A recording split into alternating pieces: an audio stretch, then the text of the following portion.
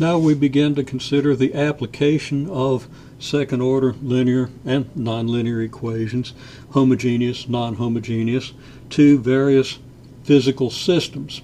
Now we have mechanical systems, which we're going to start with, and we'd also have electrical systems. And we'll see how those work out. It turns out that the equations that govern the mechanical systems are identical, except for the symbols we use and the meanings of the various parameters to those that we use for electrical circuits. And there are very good analogies between mechanical systems and electrical systems. Mechanical systems, for most people, are a little easier to understand, so that's where we're going to start. Now, we're going to start first with three systems that have almost identical behaviors and practically identical equations. First is a low amplitude pendulum. You simply hang a mass from some support, pull it back, and let it swing, or hit it with a baseball bat. One way or another, get it in motion, and it will tend to swing back and forth. In the ideal case, there's no opposing force, and the oscillation will continue forever. The differential equation that governs this, and we've seen this equation before, is simply F net equals negative kx. The further we pull the pendulum back, the greater the force that tends to pull it back toward equilibrium.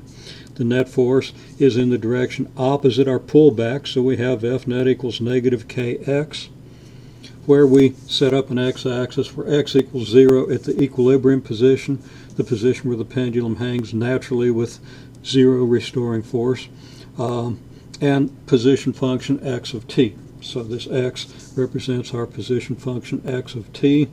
For the pendulum, it turns out that the value of k is just mg over L, where m is the mass of the pendulum, g is the acceleration of gravity, and L is its length. Recalling that Newton's second law says that F net is equal to the mass times the acceleration being the second derivative of the position function, we translate this equation into the form mx double prime equals negative kx. Dividing through by the m, we get x double prime equals negative k over mx. And we can then express this by adding the negative k over mx to both sides and replacing the k over m by omega naught squared. Omega naught squared is simply, omega is our angular frequency. Omega naught is the square of the angular frequency of the pendulum, as we see when we do the solution. And omega naught has to be equal to the square root of k over m. In other words, in order to replace the coefficient of x from negative square root of k over, from square root of k over m to omega naught had better be equal to the square root of k over m, and replacing it by omega naught squared, not omega naught, as I said just a second ago. So we get this general solution, and we can easily verify that this is the general solution to this equation. And that general solution comes out very easily from the techniques that we've seen previously for second-order linear equations. Okay, this solution also applies equally well to a mass on a spring, where the mass is on some frictionless surface and the spring is an ideal spring. So this is an ideal approximation of what actually happens. So we have no friction, we have no energy loss in the spring. We have an equilibrium position for the spring. That's the position at which, if we release the system, the mass will experience a zero net force. Okay, no force pulling it this way or this way. So if we were to actually release the system and somehow damp the motion, it would come to rest at this point, x of t being the position, completely analogous to the way we've set up the pendulum.